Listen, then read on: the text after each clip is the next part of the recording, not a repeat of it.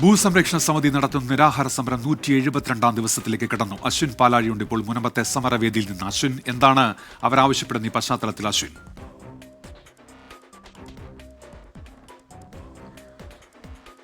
Revenue അവകാശങ്ങൾ പുനഃസ്ഥാപിക്കണമെന്നാവശ്യപ്പെട്ട് മുനമ്പം സമരസമിതി നടത്തുന്ന സമരം 172 ദിവസത്തിൽ എത്തി നിൽക്കുമ്പോഴാണ് ആ ബില്ല് ഇന്ന് ലോക്സഭയിൽ ചർച്ചയ്ക്ക് എത്തുന്നത്. അതിൽ വലിയ പ്രതീക്ഷയാണ് സമരസമിതി മുന്നോട്ട് വയ്ക്കുന്നത്. ഈ അനുകൂലമായൊരു തീരുമാനം തന്നെ ഈ ബില്ലുമായി ബന്ധപ്പെട്ടുണ്ടാകുമെന്നുള്ളതാണ് അവർ പ്രതീക്ഷിക്കുന്നത്.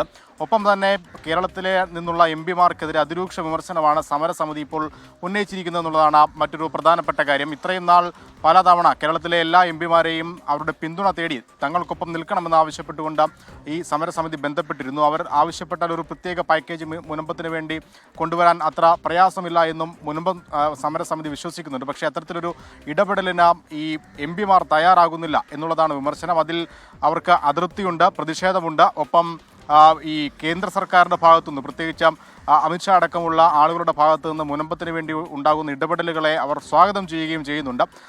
എന്തായാലും ഇന്ന് 12 മണിയോടുകൂടിയാണ് ലോക്സഭയിൽ ബില്ല് ചർച്ചയ്ക്കെടുക്കുന്നത്. അതിനുശേഷം അവരുടെ പ്രതികരണം ഉണ്ടാകും. 8 മണിക്കൂർ നീണ്ട ചർച്ചയാണ്. ഒരുപക്ഷെ നീണ്ടുപോകാനുള്ള സാധ്യതയുണ്ട്. നാളെ അടക്കമുള്ള നടക്കുന്ന ചർച്ചകളിലാകും അന്തിമ തീരുമാനം ഉണ്ടാകും. പ്രതീക്ഷ വലിയ തോതിലാണ് മുനമ്പംകാർക്കുള്ളത്. ഉന്മേഷ്. അശ്വിൻ പാലാഴിയാണ് വാർത്തയുടെ വിശദാംശങ്ങൾ നൽകിയത്.